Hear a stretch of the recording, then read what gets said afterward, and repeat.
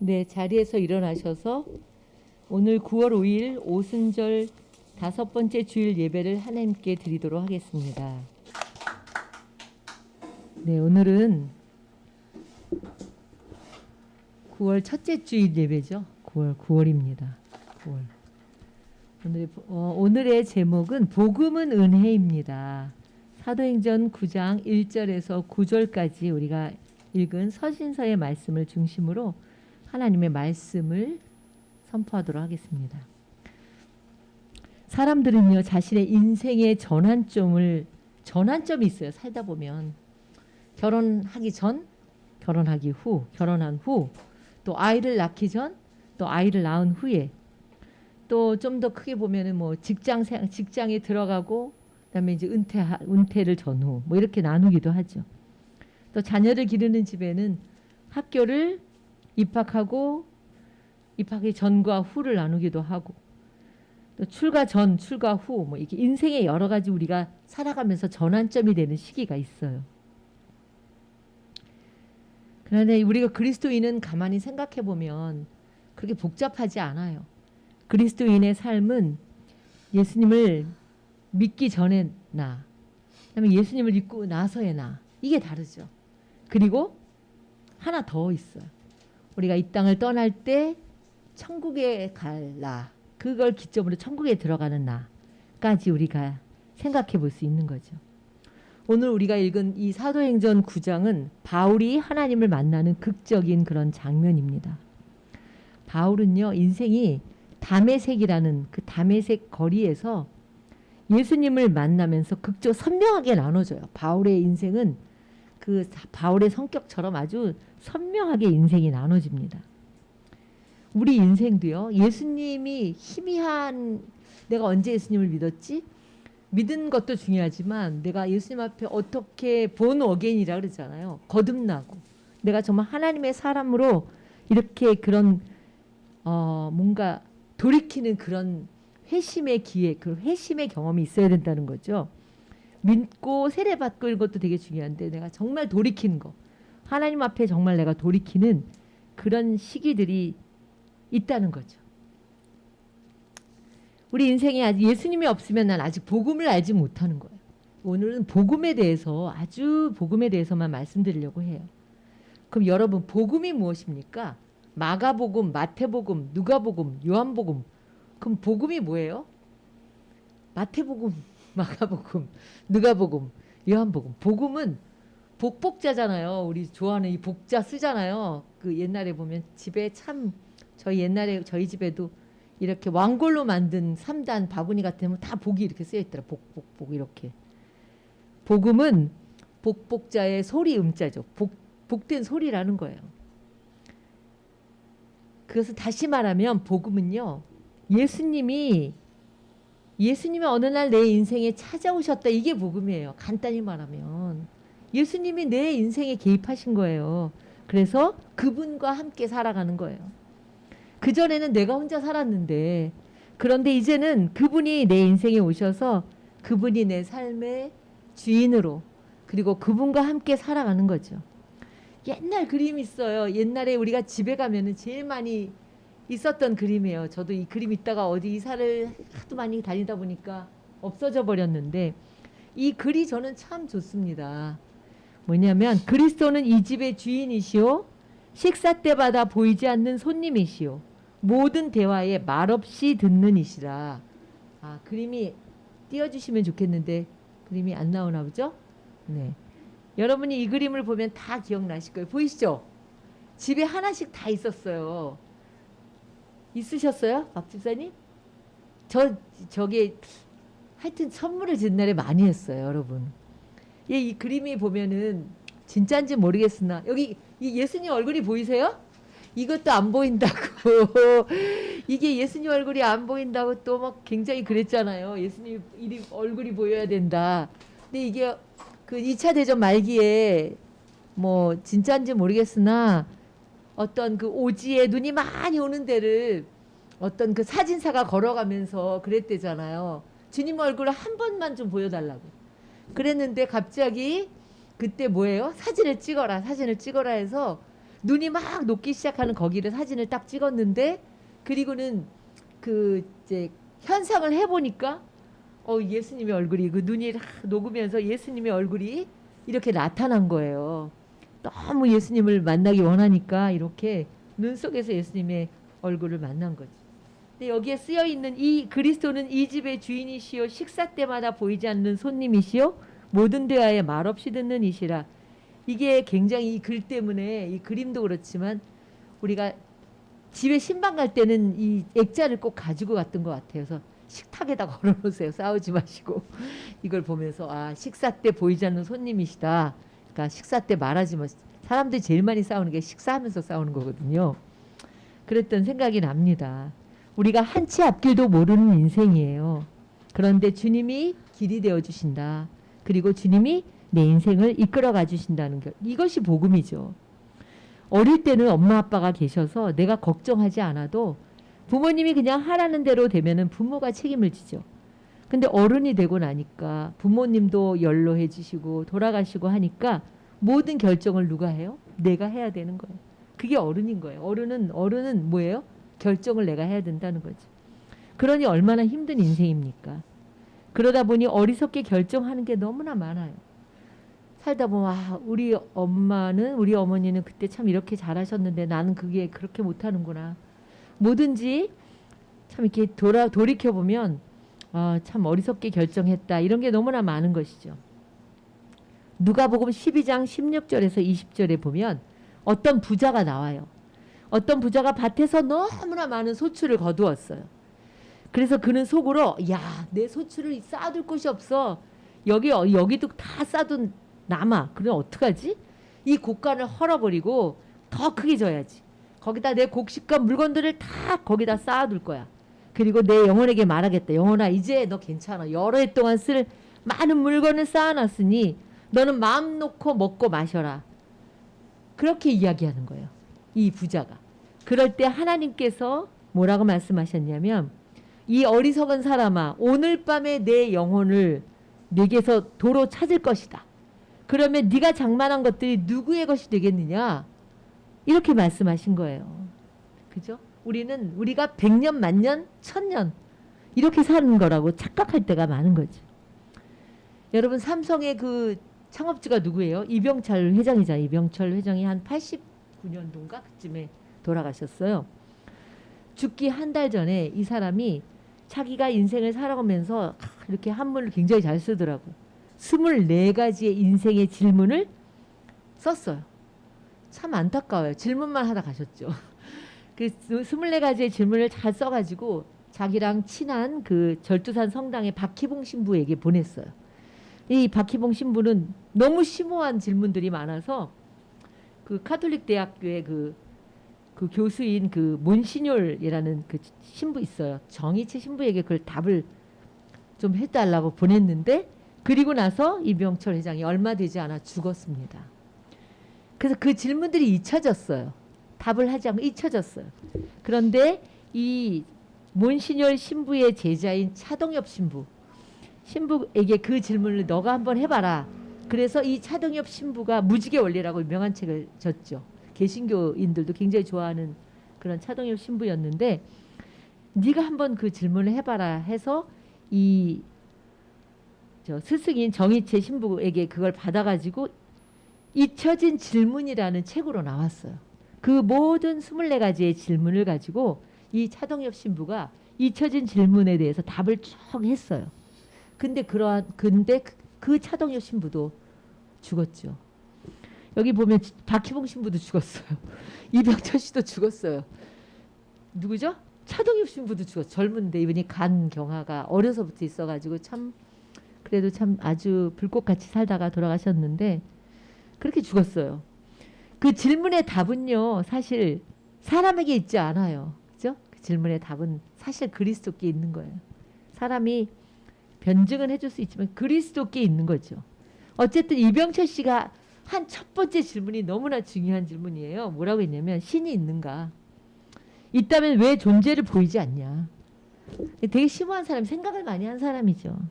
그렇게 이제 질문하는 거죠. 아니 신이 있다면 신이 왜 존재를 보여주지 않냐? 근데 뭐라고 얘기하냐면 이제 거기서 우리 눈에 공기가 보이지 않는다는 거죠. 여러분 공기가 보여요? 안 보이잖아요. 숨을 쉬니까 아 공기가 있다는 걸 우리가 아는 거죠. 여러분 소리도 마찬가지예요. 인간이 들을 수 있는 소리도 제한되어 있어요. 옆방에서 속닥거리면 우리가 들리지 않죠. 들을 수 있는 영역 밖의 소리는 인간이 못 듣습니다. 예를 들면 우리가 음파 있잖아요. 음파. 파동. 그건 우리가 들을 수가 없어요. 다 보고 들을 수 없는 것, 그러니까 보고 듣지 못하는, 그러니까 다 모든 거를 다 우리가 보고 들을 수 없다는 이게 인간의 한계인 거죠. 예를 들면 이런 거예요. 개미와 코끼리를 보면 개미는 2차원적 존재예요. 2차원적 존재. 배를 땅에다 대고 기어가잖아요. 여기도 호수공원에 가다 보면 아주 개미들이 한 뭉태기씩 이렇게 있는 데가 있어요. 개미 밟지 말아라 이렇게 얘기를 하죠. 개미들이 너무나 많아요. 근데 개미도 작고 바닥을 기어다니는 개미에게는 평면만 존재하는 거예요. 평면만. 입체도 개미에게는 평면이에요. 모든 게 평면이에요. 그런데 그 개미가 코끼리 몸을 기어다닌다. 만약에 올라갔을 수 있잖아요. 코끼리에. 그러면 개미는 뭐지? 이게 좀 약간 그런 느끼죠. 코끼리의 몸을 느끼긴 합니다. 그러나 코끼리의 엄청난 실체를 파악하지 못한다는 거예요. 그것은 왜 그럴까요? 개미의 인식의 능력에 한계가 있는 거예요. 그렇다고 코끼리가 없냐면 아니잖아요. 코끼리는 있다는 거죠. 개미도 코끼리를 느끼기는 하지만 단지 코끼리의 부위에 따라 느끼는 거예요. 이것은 신과 인간의 관계도 비슷하다는 거예요. 인간은 신을 느낍니다. 하나님을 느껴요. 하나님의 계심을 느껴요. 그런데 우리가 큰 그림을 그리지 못하는 것뿐이에요. 마치 개미와 같이 느끼는 거죠. 하나님은 우리 자신의 존재를 우리가 아는 방식으로 그렇게 나타내 보이지 않습니다. 하나님은 만물을 통하여 이미 자신을 사실은 드러내고 있어요. 그러니까 드러내고 있기 때문에 이 만물을 통하여 이게 이렇게 아름답게 꽃들이 철이 지나면 또 꽃이 피고 또 열매가 맺어지고 이런 것들을 보면서 우리가 그것에서 하나님의 존재를 알 수 있는 거죠. 그것이 일반 은총이라고 얘기를 해요. 현대 물리학에서는 우주의 차원을요 12차원까지 발견했다고 합니다. 상상할 수 없는 거예요. 우리가 4차원도 지금 우리 3차원에 살죠. 4차원. 야, 너 5차원 같은 소리 하냐 이러죠. 엉뚱한 얘기하는 사람들에게. 12차원까지 발견했다는 거예요. 그렇다면 하나님 만약에 우리보다 차원이 높은 하나님이시니까 그 차원에 계신다면은 그분은 우리에게 오실 수 있어요. 저 차원으로. 그러나 3차원에 사는 우리는 그분에게 갈 수가 없어요. 우리는 육체를 입고 사는 3차원에 살고 있기 때문이죠. 그래서 제가 인터스텔라를 보면서 굉장히 감명받은 것 중에 하나가 그거라는 거죠. 그 영화를 보면서 조금 약간 깨달아지는 거죠. 차원이 다른 그런 것들을 깨닫게 되는 거죠. 사랑하는 성도 여러분, 내가 감각을 가지고 느껴져야만 하나님이 계시다고 생각하는 건 참 어리석은 거예요. 내가 봐야만, 내가 들어야만, 내가 느껴야만, 그러면 하나님이 계신다. 이거는 정말 어리석은 것이죠. 여러분의 인생에 언제 주님이 찾아오셨습니까? 주님이 보이게 찾아오시지는 않는다. 혹은 이럴 수는 있어요. 아주 아주 허름한 모습으로, 거지의 모습으로 우리에게 찾아오실 수는 있어요. 그러나 우리의 마음에 주님이 문을 두드리시는 거예요. 사람이요 너무 바쁘고 분주하고 세상의 소리를 많이 들으면 예수님이 두드리시는 그 문소리를 들을 수가 없어요. 내가 외부의 소리가 너무 시끄럽기 때문에 내 안에 주님이 두드리시는 그 문소리를 들을 수 없다는 거예요. 그러나 우리가 언제 주님의 문소리를 들을 수 있어요? 내가 사람들이 떠나가고 내가 홀로 있을 때, 외로울 때, 또 때로는 모든 것이 이렇게 막혀 있을 때, 그때 비로소 내 심령에 주님의 두드리시는 문소리가 들리는 겁니다. 성도 여러분, 사람이 너무 강하면 부러져요. 자아도요. 우리의 마음속에 자아도 너무 강하면은 그만큼 복음을 받아들이기가 어렵습니다. 그래서 생각해 보세요. 인간의 수명이 길어지고 아무리 장수를 해도 150년 이상 산 사람 들어본 적이 없어요. 한 120년도 세계 그 뭐죠? 세계 토픽에 나오죠. 방지일 목사님 몇 년까지 사셨나 보니까 103세 정도 103세 정도 사셨나? 근데 103세 정도 사신 데가 그 전해인가 음악회를 가가지고 휠체어 타신 방지일 목사님과 사진을 찍은 게 하나 있어. 아, 사진 좀 하나 찍어야지. 그리고 휠체어를 타고 음악회를 오셨는데 그때 이제 유정전 저랑 같이 그 목사님 사진을 찍었어요. 그리고 또 정정하셨는데 그 다음 해인가 돌아가셨다고요. 그것도 뭐 집회도 다 하시고 누구랑 전화하다가 여보세요 여보세요 하니까 전화 소리가 안 들었는데 그냥 그렇게 이제 하늘나라 가신 거죠. 아무리 장수를 해도 지금 김영석 교수도 한 101세? 103세 뭐 그 정도 되죠. 인간이 아무리 장수를 해도 200년, 300년을 살 수는 없다는 거죠. 다 죽는 거예요. 사실 그 정도 사는 것도 장수의 복이에요. 병원에 가보면 어린아이부터 젊은이들도 불치병을 앓는 사람이 얼마나 많습니까? 우리가 언제나 좋은 것도 생각해야 되지만 인간의 한계, 인생의 죽음을 생각하지 않는 것처럼 어리석은 삶은 없는 거죠. 죽음의 문제, 인간의 죄의 문제를 내가 해결할 수가 없는 거죠. 그것을 해결하기 위해 오신 분이 바로 하나님의 아들 예수 그리스도인 것입니다. 죽음이 인간에게 죄에서부터 시작되긴 했죠. 창세기 2장에 선악과의 그 나무를 먹지 말라고 이걸 먹으면 너희는 정령 죽으리라고 했는데 아담과 하와가 그 선악과를 먹음으로 인하여 죄가 또 죽음이 이 땅에 들어오게 된 거예요. 그래서 로마서에 보면 한 사람 아담으로 말미암아 사망이 들어왔고 둘째 아담 예수 그리스도로 말미암아 생명이 들어왔다. 생명 안에서 왕노릇한다.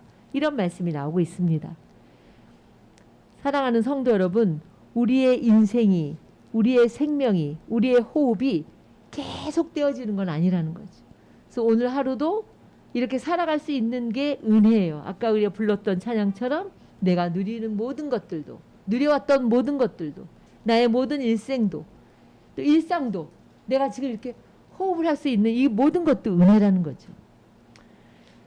두 번째로는 하나님을 믿는 것은 존재를 증명하는 게 아니에요. 체험하는 거예요. 하나님은 체험하는 거예요. 창조주로서의 신의 존재를 증명하는 게 아니라 우리는 하나님을 경험하고 체험하는 거예요. 근데 결국 우리가 어디서 하나님을 체험하느냐의 문제인 거죠. 오늘 본문을 보면 바울은 극적으로 다메섹 길에서 하나님을 만났습니다. 그렇게 극적으로 만나는 사람도 있어요. 근데 어떤 사람은 말씀을 통해서 들려오는 음성을 듣기도 합니다. 또 어떤 사람은 어떤 사건을 통해서 정말 하나님은 살아계시는구나. 하나님 나와 함께 하시는구나. 이걸 경험하기도 해요. 또한 기도를 통해서 하나님의 그 사랑을 느끼고 하나님의 만지심을 경험하기도 합니다. 또 어떤 사람은 자연을 보면서 그 속에서 정말 우리 하나님이 살아계시는구나. 이것을 체험하기도 합니다. 그 어떤 분의 그 시죠. 꽃을 본다. 꽃의 아름다움을 본다. 꽃의 아름다우심을 본다. 꽃을 본다. 꽃의 아름다움을 본다. 꽃의 아름다우심을 본다. 한 송이 꽃을 가지고도 그 속에서 처음엔 꽃을 봐요. 그 다음에 꽃의 아름다움을 봐요. 그 다음에 꽃의 아름다우심을 봐요. 그건 뭐냐면 한 송이 꽃을 통해서도 그 속에서 자연의 신비, 창조주의 신비를 체험할 수 있다는 거죠. 신의 존재를 증명하려고 살면은 인간의 머리로는 할 수가 없는 거예요. 전 가끔 벽 하나 사이도 볼 수 없는 우리 인간이 어떻게 뭐라고 더 내가 말을 할 수 있을까? 이렇게 생각을 합니다. 어떻게 신을 증명할 수 있겠습니까? 우리는 3차원의 하나님을 자꾸만 가두려고 해요. 그래서 자꾸만 신을 만들잖아요. 가면은 신을 만들죠.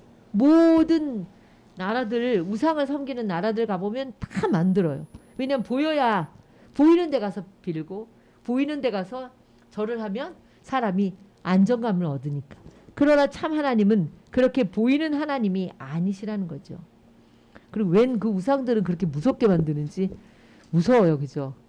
그 절에 가면 그 입구에 뭐 이상하게 이렇게 칼 이렇게 무슨 검이죠. 검 같은 것들은 저팔계 같이 생긴 것들이 있는데 저는 참 그게 무서웠어요. 저희 어릴 때 엄마가 절을 다니셔서 가면은 너무 무서웠어요. 저분들이 저걸 뭐 어떻게 지키는 건지 모르지만 편안한 모습이 아니잖아요.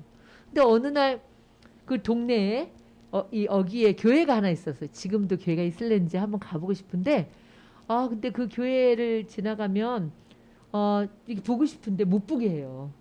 부정탄다고 엄마가 못 보게 하는 거죠. 근데 어느 날 이게 힐끗 열려 있는데 보니까 거기에 양떼와 하얀 옷을 입은 예수님의 사진을 본 거죠. 보면 큰일 나니까 봤다는 얘기는 안 해도. 그리고 그 동네가 얼마나 이 미신이 많았는지 뭐 하여튼 부정탄다고 뭐 하고 하여튼 굉장히 뭐가 많았어요. 그 동네 자체가 옛날에는. 그런데 그때도 예수 믿는 사람들이 있었을 텐데 그 동네 사람들은 예수를 안 믿었던 것 같아요. 어느 날 저에게 어리니까 무슨 미술학교, 교회 뭐지 여름학교 같은 거 한다고 오라고 했는데 사람들이 그 보내라고 해서 갔더니 그때 이제 처음 봤어요. 스케치북. 스케치북. 그다음에 색연필 같은 거 주면서 막 그림을 그리라는데 그림 그려본 적도 없고 집에서 고래고래 언니 오빠들하고 싸우고 뭐 집에서 별로 갖고 놀 것도 없는데 뭐 크레파스도 있고 스케치북도 있고 뭐 노래도 하고 너무 좋은 거예요. 근데 이제 한번 갔다 왔는데 더 이상은 가지 못하게 하니까 이제 안 다녔죠. 그래서 그런 그 기억들이 있어요. 교회에 대한 참 아름다운 기억들. 그때부터 참 다녔으면 너무나 좋았을 텐데 이제 그런 생각을 이제 해보게 되는 거죠. 사실 우리가 이렇게 인간은 신을 증명할 수가 없어요. 근데 나는 목사님 난 아무런 신앙 체험이 없어요. 그냥 부모가 다니라고 하니까 그냥 다니고 이렇게 말하는 사람도 있을 거예요. 근데 어떻게 하다 보니 뭐 아내가 가자고 하니까 가고 이렇게 말하는 사람도 있을 거예요. 난 체험이 없어요. 그러나 이 체험이 그런 체험만 체험이 아닌 거예요. 하나님께서 우리에게 성경을 주셨잖아요. 이 성경을 통해서 그 많은 사람들을 통해 우리가 하나님을 하나님 이렇게도 역사하시고 이렇게도 역사하시고 이거 하나님을 경험하는 거예요. 그 수천 년 전에 그 사람들이 지금 그 사람들이 우리하고 똑같은 인간이잖아. 똑같은 성정을 가진 사람이거든요. 그 사람의 그 인생을 보면서 야 하나님께서 이렇게 살아계셔서 이렇게 역사하시는구나. 그런 걸 우리가 경험하게 되는 거죠. 사람의 인생을 보면요. 크고 작음은 있지만 거의 다 희로애락이 비슷해요. 즐겁고 뭐예요? 화가 나면 화가 나고 슬프고 기쁘고 희로애락을 경험하고 사는 거예요. 성경의 인물을 통해서 역사하신 그 하나님, 그렇게 비참했던 룻에게 역사하셨던 하나님, 그토록 비참했던 라합에게 역사했던 그 하나님이 하나님을 믿기만 하면 나의 삶 속에서도 그 하나님의 손길, 하나님의 역사를 경험한다. 그것이 믿음 아니겠습니까? 여러분 왜 복음이 은혜입니까? 복음은요. 첫 번째로 복음은 누구에게나 기회를 주시는 거예요. 그게 너무나 은혜예요. 복음이 뭐예요? 누구에게나 기회를 주세요. 사실 살아가다 보면 누구에게나 기회가 오지 않을 때가 참 많아요. 그런데 복음은 아니에요. 믿기만 하면 받아들이기만 하면 그 사람의 속에서 그 사람의 가정에 아무리 불가능하고 저주받은 인생도 이 복음을 받아들이기만 하면 그 속에서 생명이 역사하게 되는 거예요. 마치 씨앗이 떨어지면 열매를 맺거든요. 반드시 열매를 맺죠. 얼마 전에 이제 어떤 분들하고 양평에 어떤 음식점을 갔는데 요 구퉁이에 수박이 열린 거예요. 그 수박이 이렇게 올라오는 거를 보면서 목사님 여기 수박이 이렇게 올라와요. 이렇게 얘기를 하더라고요. 아니 그 바쁜데 여기다 수박까지 이렇게 기르시고 이제 얼마나 바쁘신데도 참 잘하시네요 했더니 아니에요. 손님들이 먹고 수박씨를 거기다가 이렇게 던지고 버리고 갔는데 그게 자라가지고 수박이 된 거라는 거죠. 이렇다는 거예요. 씨가 떨어지면 이런 놀라운 역사가 있는 거예요. 하물며 우리가 복음의 씨앗을 우리가 받아들이면 얼마나 변화가 있을까. 그거를 생각해야 되는 거지. 아직도 내가 그렇게 변화가 없고 내 안에 어떤 복음의 역사가 일어나지 않는다는 거는 그만큼 내가 그 씨앗을 받아들이지 않는 거죠. 씨앗을 이렇게 자꾸만 거부하는 거죠. 내 힘이나 내 생각이 너무 많이 들어있기 때문에 그럴 수 있다는 거죠. 복음은 누구에게나 기회를 주시는 거예요. 두 번째 복음은요. 나를 자유케 하세요. 나를 매이는 모든 것에서 자유케 하신다는 거예요. 우리가 하루에도 얼마나 많은 걱정과 근심이 들어와요. 자녀 걱정, 또 건강 걱정, 또 뭐 여러 가지 가정의 걱정, 자녀의 걱정, 진로의 걱정, 이것저것 이것저것. 하루에도 수많은 문제들이 우리의 머리에 맴돌죠. 하루도 편하지 않은 거예요. 그러나 하나님은요, 거기서 우리를 자유케 하신대요. 왜 그러죠? 아까도 말씀드렸잖아요. 우리가 어른이라 이제 부모님이 안 계시니까 모든 걸 우리가 해결하고 살아가야 되니 참 그것이 쉽지 않다. 그러나 주님께 우리가 이 모든 걸 맡기면, 주님께 맡겨드리면 주님께서 지신다는 거예요. 신앙생활도 잘못하면 더 짐이 돼요. 세상에서도 짐이 많은데 교회 와서까지 짐을 짊어지면 안 되지. 믿음이 좋다는 거는 뭐냐면 이 세상에 짐이 없어지는 게 아니라 수많은 짐을 하나님께 맡기는 거예요. 이것도 맡기고 저것도 맡기고, 하나님 내가 이런 근심이 있어요. 이런 염려가 있어요. 내 앞날이 이런 것 때문에 내가 고민하고 있어요. 그리고 나 이렇게 몸이 약해요. 이런 모든 것들을 하나님께 맡길 때 하나님께서 우리를 자유케 해주시는 거죠. 그래서 우리는 매이는 삶이 아니에요. 자꾸 신앙생활 하는데 내가 자꾸만 뭔가 더 매인다. 내가 이렇게 어떤 삶에서 자유함을 느끼지 못한다면 그건 좀 더 나 자신을 돌아볼 필요가 있다는 거죠. 로마서 8장 1절에서 2절에는 그러므로 예수 그리스도 안에 있는 생명의 성령의 법이 죄와 사망의 법에서 너를 해방하였다. 그래서 교회를 다니고 하나님을 믿을수록 우리가 어때요? 자유해야 돼요. 자유해야 돼요. 또 복음이 왜 은혜입니까? 세 번째로는요, 복음을 받아들이면 가치 있는 인생이 돼요. 우리가 세상에 그냥 태어난 존재가 아닙니다. 그냥 세상에 던져진 존재가 아니에요. 그렇다면은 우리 인생이 동물과 다를 바 없이 참으로 허무한 인생일 겁니다. 그러나 우리가 이 세상에 태어나기도 전에 나를 택정하셨다고 말씀하십니다. 하나님은 우리가 하나님의 자녀인 우리에게 가치 있는 인생이 되게 하셨다는 거예요. 복음을 받아들이면 아무리 천한 인생도요, 존귀한 인생이 돼요. 제가 어제 어떤 학생하고 상담을 했는데 그 학생이 하는 말이 너무나 똑똑하고 너무나 예쁘고 총명하고 너무나 괜찮은 학생인데, 나는 나 자신을 사랑할 수 없다고 얘기를 해요. 자기 자신을 내가 볼 때 너무나 괜찮은데 자기 자신을 사랑할 수 없다는 거예요. 난 너무나 아무런 가치가 없다. 이렇게 얘기를 해요. 제가 거의 한 40분을 이야기해요. 아니야. 넌 너무나 괜찮아. 객관적으로 봐도 괜찮고. 넌 너무나 사랑만을 받을 만한 존재고. 엄마 아빠가 어릴 때 모태신앙을 다 했지만 지금은 교회를 다니지 않는데요. 그리고 너무나 가정에 아픔이 많은 거죠.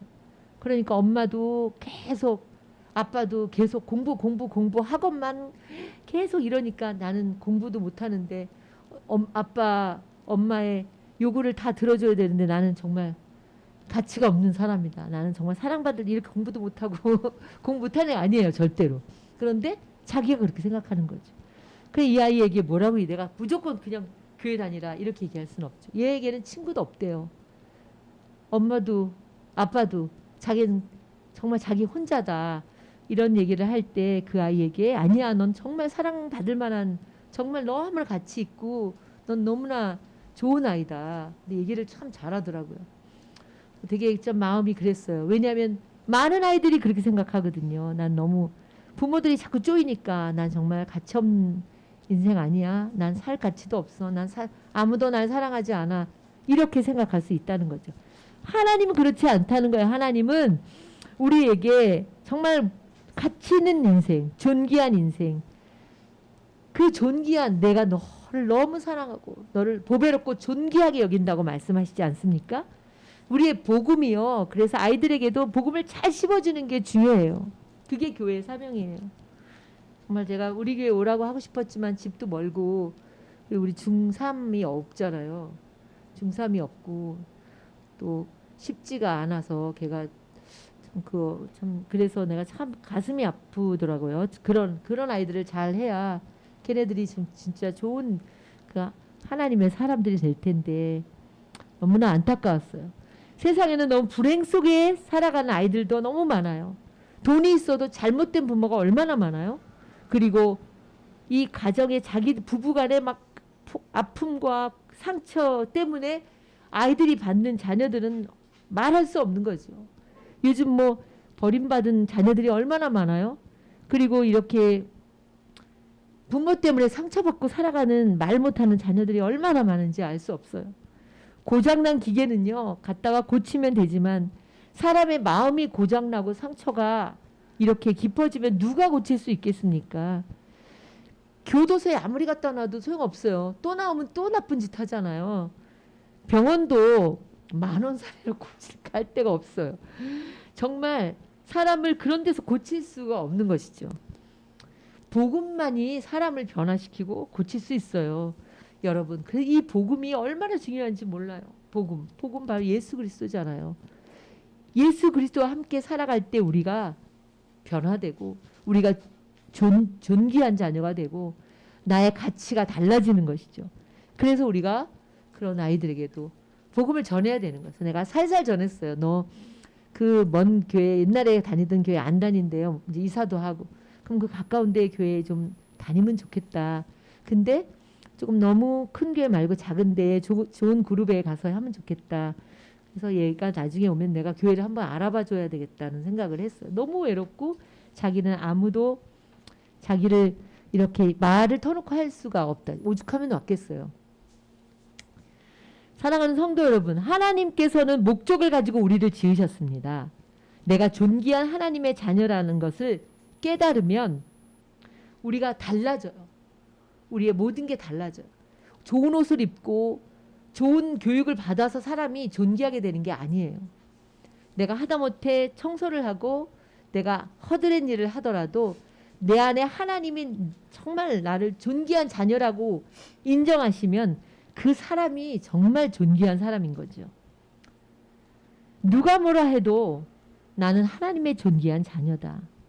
주님이 나를 사랑하시니까 누가 나를 어떻게 해야겠습니까? 로마서 8장에 보면 사도 바울이 그렇게 고백하잖아요. 여러분의 얼굴에 생기가 있습니까? 생기가 있습니까? 네, 생기가 있으셔야 돼요. 생기가 있으면 그 참 보는 사람도 기쁘고 그죠? 나 자신도 기뻐요.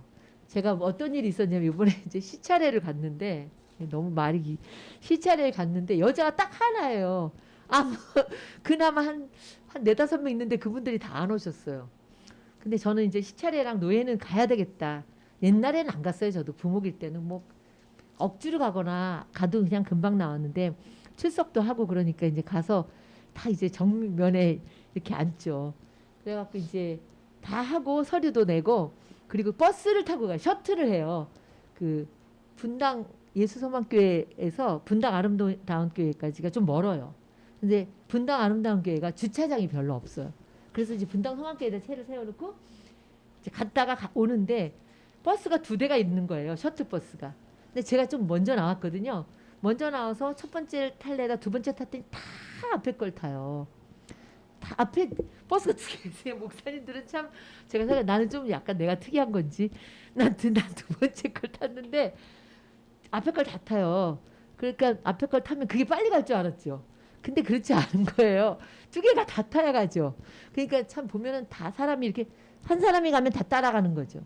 그래서 그 자리에 앉아갖고 있는데 그 마침 우리 교회 이제 설립할 때 오신 정동천 목사님인가 그분하고 또 뭐 어떤 목사님들이 타신 거예요. 타셔가지고 막 이제 우리 교회 좋다고 그때 오셨을 때 정말 너무 좋았다. 그래서 막 그런 얘기 이런저런 저런 얘기 하시고 되게 좋았어요. 근데 내리시면서 어떤 그 옆에 있는 목사님이 참 요즘 교회 어렵죠. 그래서 다 어렵죠. 그러나 이제 즐겁게 한다. 뭐 아유 뭐 이제 그런 얘기 했는데 그분이 가면서 그런 거예요. 저보고 참 얼굴이 우거지상이 아니고 웃으면서 얘기를 한다는 거죠. 그게 어려운 거를 웃으면서 얘기를 한대요. 그러니까 자기들도 즐겁다 그러면서 가셨어요.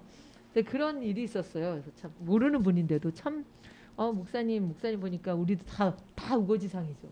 그런데 참 웃음이 나고 이렇게 생기가 난다 해서 그러세요. 어려워도 뭐 다 똑같이 다 어려운데요. 그렇게 이야기를 한 거죠. 여러분의 마음속에 예수님이 계시면 그래도 생기가 있는 거죠. 그죠? 웃어야죠. 너무 감사하고. 복음이 왜 은혜냐? 마지막일 거예요.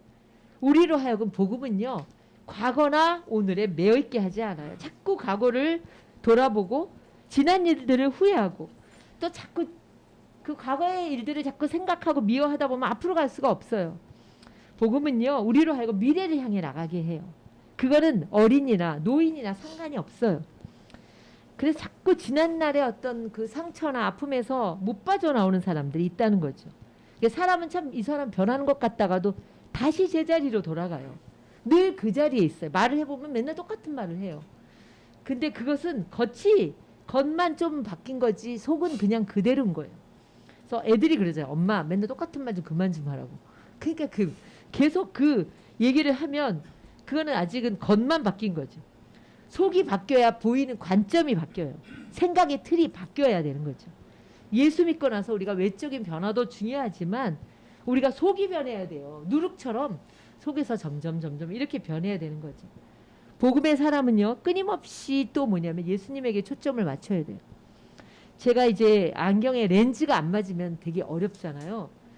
그래서 이제 우리 여기 윤호 안경이라고 우리 교인이 하는 그 안경점이 있는데 거기 가면 이제 딱 이렇게 검사를 해갖고 렌즈에 초점을 딱 맞춰주죠.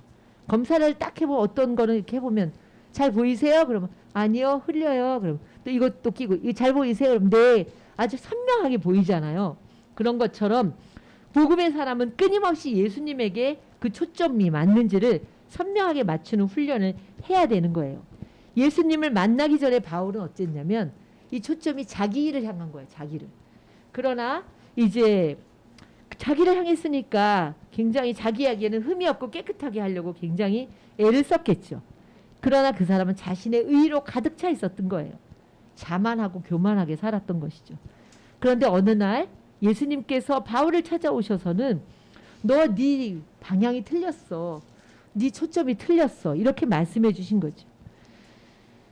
그때서야 이제 바울이 방향을 바로잡고 가니 자기만 바라보던 초점이 예수님께로 초점을 맞추니까 이 사람이 너무나 멋진 복음의 사람이 된 것이에요. 다섯 번째로 복음이 왜 은혜입니까? 복음은요, 나를 살리는 사랑의 이야기입니다. 예수님의 사랑의 이야기이기 때문이에요. 세상에서는 이런 사랑의 이야기를 들어본 적이 없어요. 여러분, 누가 나를 대신해 죽을 수 있겠어요? 누가 나를 대신해 죽어줄 사람이 있겠어요? 누가 내 마음, 그 뼛속 깊은 내 마음의 고통을 남편이 알아주겠어요? 아내가 알아주겠어요? 누가 내 마음을 알고 위로해 주겠습니까? 그리고 누가 내 인생의 길을 바르게 인도해 주시겠습니까? 나를 위해 대신 죽으신 예수 그리스도, 그분이 그 아무런 대가도 없이 이루어 놓으신 구원의 길을 열어주시고 또 그 나를 사랑하셔서 그 나를 살리기 위해서 그 주님이 지금도 계속되어지는 주님의 사랑의 이야기가 계속되고 있는 것이죠. 사랑하는 성도 여러분, 인생은 참 외롭습니다. 어렵습니다. 살수록 힘이 듭니다. 유혹이 얼마나 많습니까? 또 사랑이 식어져 갑니다. 부모 간에, 부모 자식 간에, 부부 간에 사랑보다는 미움이, 배려보다는 섭섭함이 서로에게 상처 주는 그런 삶을 살아가는 게 이 현대인들의 삶입니다. 그러나 예수님이 우리 안에 계시면 우리 인생이 달라지는 거예요. 절망의 순간에도 주님을 바라보고 주님의 이름을 부르고 주님을 의지하면 절망의 순간에도 소망이 깃드는 것이죠. 답답해도 그것 때문에 절대로 낙심하지 않아요. 주님은 반드시 길이 있기 때문이죠. 주님의 사랑이 우리를 강하게 이끌고 돌보시기 때문입니다. 예수님과 함께하는 인생은요, 절대로 그래서 실패하지 않아요. 우리가 예수님과 함께 살아간다면 죽을 인생도 절대로 안 된다고 생각하는 사람들은 대부분 이건 안 돼, 얘는 안 돼 이렇게 얘기하는 인생도 예수님은 살아나게 하신다는 거죠. 아까 버려진 그 수박씨 하나 가지고도 그렇게 수박이 살아나는데요. 바울처럼 주님으로 인해 자신의 인생이 완전히 역전되었죠. 주님의 사랑을 바울처럼 느끼는 그런 9월이 되시기 바랍니다. 바울과 같이 이 바울은 정말 주님을 만나고 나서는 이 자신의 초점이 완전히 바뀐 거죠. 예수님께로. 그래서 여러분의 초점을 바꾸셔야 돼요. 요즘 내가 안경점에 가야지 이렇게 생각하시지 말고 초점을 예수님께 선명하게 주님께로 맞추면은 그러면 나의 어떤 모든 것들, 나를 힘들게 하는 모든 것들이 오히려 뭐예요? 그게 무거운 짐이 되지 않는 거예요. 하나님을 바라보면서 그리고 또 바울과 같이 이런 하나님의 은혜를 느끼는 그런 9월이 되시길 주님의 이름으로 축원합니다. 기도하겠습니다. 사랑의 하나님, 주님을 믿는다고 하면서도 얼마나 우리가 복음 바깥에서 생활하는 그런 저희들이었는지 모릅니다. 하나님, 이 가을에 바울처럼 하나님을 느끼고 하나님을 만나고 그리고 복음에 우리의 초점을 확실하게 맞추고 살아가는 저희들 되게 하여 주옵소서. 바울도 우리와 똑같은 사람인데 하나님을 경험하고 그가 깨달은 그 복음을 인하여 얼마나 놀라운 인생이 되었는지 하나님, 우리도 이 복음을 깨달을 수 있도록 도와주셔서 이 땅에 정말 무너져가는 수많은 영혼들, 또 무너져가는 수많은 아이들, 참 그들에게 복음을 전하고 심어줄 수 있는 저희들이 되게 하여 주시옵소서. 예수님의 이름으로 기도드립니다. 아멘.